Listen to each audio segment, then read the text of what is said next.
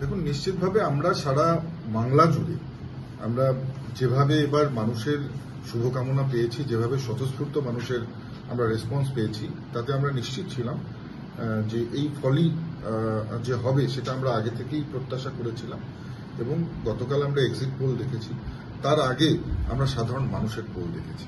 একেবারে বুথে বুথে প্রত্যন্ত গ্রাম থেকে শুরু করে শহর, শহর থেকে শুরু করে শহরতলি, প্রত্যেকটা জায়গায় গিয়ে মানুষের যে স্বতঃস্ফূর্ত তাদের যে অভিবাদন, তাদের যে রেসপন্স আমরা দেখেছি, নিশ্চিতভাবে এবারের ফল খুবই ভালো হতে চলেছে। এবার 25-এর ঊর্ধ্বে গিয়ে 30 ছুঁয়ে নিলেও আমাদের অবাক হবার কিছু থাকবে না। এবং শুধুমাত্র পশ্চিমবঙ্গে নয়, সারা ভারতবর্ষব্যাপী যে গেরুয়া ঝড় চলছে, সারা ভারতবর্ষব্যাপী যে মোদিজির লেহের চলছে, নিশ্চিতভাবে এই লেহের সুনামির আকারে পরিণত হয়েছে, সেটা আগামী 4 তারিখ ব্যালট বক্স খুললেই সেটা প্রমাণিত হবে, ফল প্রকাশ হলেই সেটা প্রমাণিত হবে।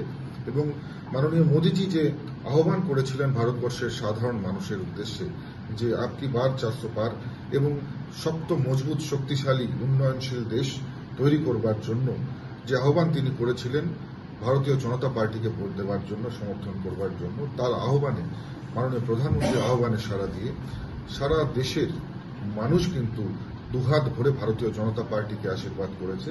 এটা আগামী 4 তারিখ ফল প্রকাশ হলেই আমরা বুঝতে পারব। This channel does not promote or promotion any illegal activities. All content provided by this channel is meant only for educational purpose only.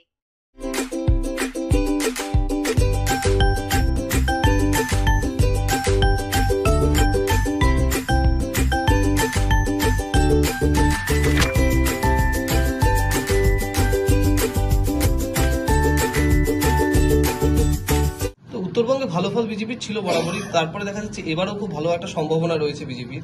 তার পিছনে কি সন্দেশখালী ইস্যু রয়েছে বা অন্য কোনো ইস্যু রয়েছে? দেখুন, কোনো ইস্যুকেই ছোট করে দেখবার নয়, সমস্ত ইস্যু রয়েছে। অ্যান্টি ইনকম্পেন্সি যেমন রয়েছে, তেমন বিভিন্ন জায়গায় তৃণমূল কংগ্রেসের যারা মন্ত্রী থেকে শুরু করে নেতা, যারা বিভিন্ন কেলেঙ্কারির সঙ্গে যুক্ত হয়ে কেউ বা জেলে রয়েছেন, কেউ বা জেলে যাবার জন্য এক পা বাড়িয়ে রয়েছেন।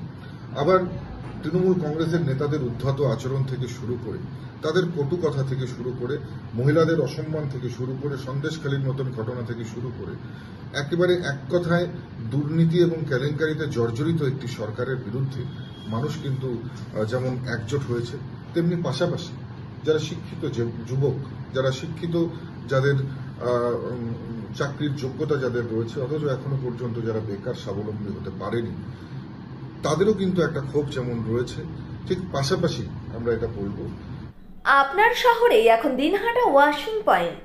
আপনার গাড়িকে আবার নতুন করে তুলতে আমরা হাজির হয়েছি। গাড়ি ও বাইকের ফোম ওয়াশ ও পালিশ করা হয় গোসানি রোড, ওয়ার্ড নম্বর 16, কৃষি মেলার কাছে।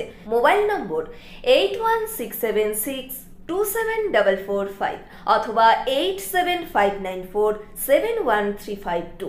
যে যারা পরিযায়ী শ্রমিক আমাদের এই রাজ্য ছেড়ে বিভিন্ন ভিন রাজ্যে যাদেরকে যেতে হয়, রাজস্থান, গুজরাটে গিয়ে যাদের কাজ করতে হয়, তারা সেখানে গিয়ে বিজেপির যে উন্নয়ন দেখে আসে, যে ইনফ্রাস্ট্রাকচার ডেভেলপমেন্ট থেকে শুরু করে কানেক্টিভিটি ডেভেলপমেন্ট তারা দেখে, নিশ্চিতভাবে তারা সেই ডেভেলপমেন্টটা কিন্তু পশ্চিমবঙ্গের ক্ষেত্রেও চান।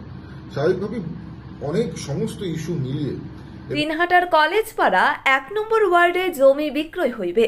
যোগাযোগ নম্বর 7029474459।